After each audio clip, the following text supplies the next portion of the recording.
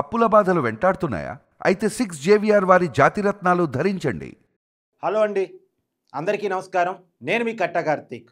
పరకామణి చోరీ కేసులో కీలక సాక్షి, కంప్లైంట్ ఇచ్చిన వ్యక్తి సతీష్ మరణం ఇప్పుడు ఆంధ్రప్రదేశ్లో రాజకీయంగా వివాదంగా మారింది. సతీష్ ఎలా మరణించాడు? ఎవరైనా చంపారా? అతనే చనిపోయాడా?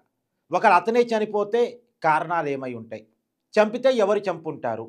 ఇది రాజకీయంగా మనం మాట్లాడుకోవాలి.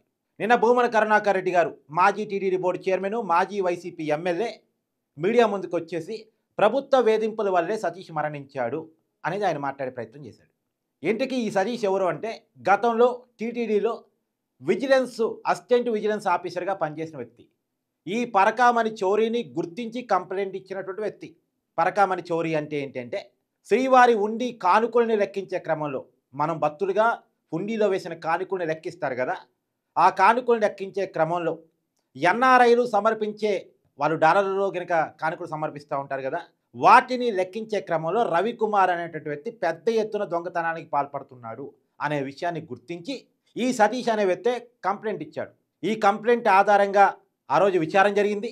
కాకపోతే ఆ విచారణ రాజీగా మారింది. లోక్ అదాలత్లో రాజీగా మారింది.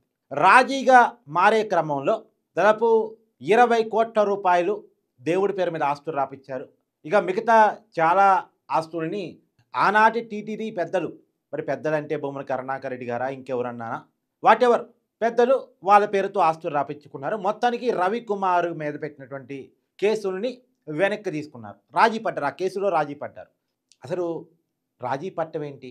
దేవుడు సొమ్ముని దొంగలించిన వాళ్ళతో రాజీ పట్టం ఏంటి? ఆ దొంగతనం సొమ్ముని దేవుడికి అప్పజెప్పి రాజీ కుదుర్చుకోవటం ఏంటి?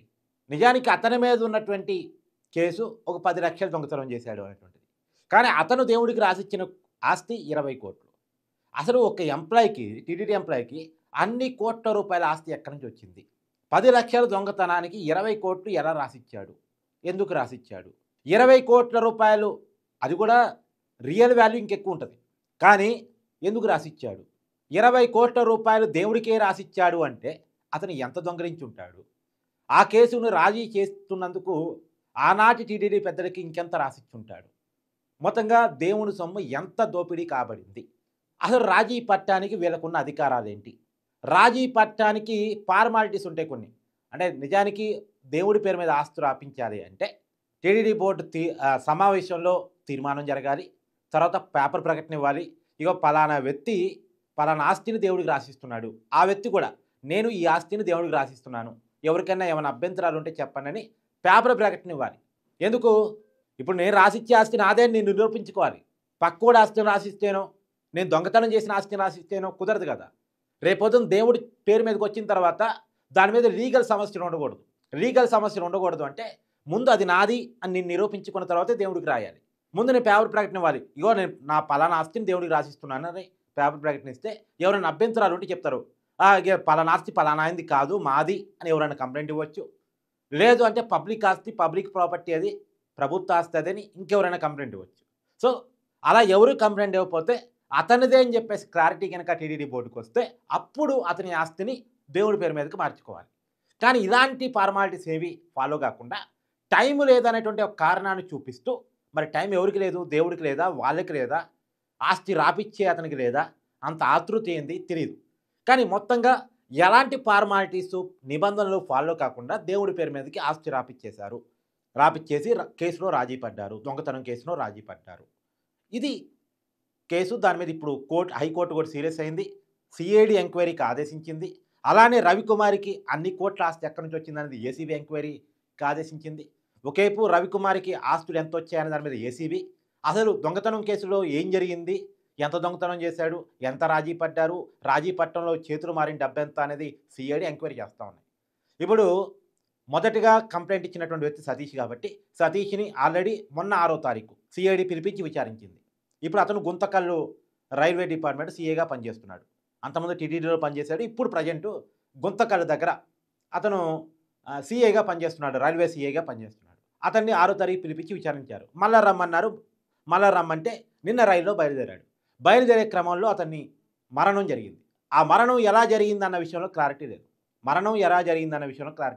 మామూలుగా ఇప్పుడు చాలామందిలో వస్తున్న అనుమానం ఏంటంటే, వైఎస్ వివేక హత్య కేసులో అనుమానితులు, సాక్షులు, కీలకమైనటువంటి వ్యక్తులు ఎలా మరణించారో 6 సంవత్సరాల కాలంలో అంటే 2019లో వైఎస్ వివేకానందరెడ్డి గారి హత్య జరిగితే ఇప్పటివరకు 6 సంవత్సరాలు. ఈ 6 సంవత్సరాల కాలంలో కీలకమైన వ్యక్తులు 6గురు అనుమానాస్పద స్థితిలో చనిపోయారు. ఆ రోజు వైఎస్ వివేకానందరెడ్డి గారి హత్యలకు కీలకమైనటువంటి సాక్షి వాచ్మెన్ రంగయ్యతో సహా ఆ రోజు వైఎస్ వివేకానందరెడ్డి గారి బాడీకి కుట్లు వేసినటువంటి డాక్టర్ అభిషేక్ రెడ్డితో సహా, గంగిరెడ్డితో సహా చాలామంది అనుమానితులు, సాక్షులు చనిపోయారు.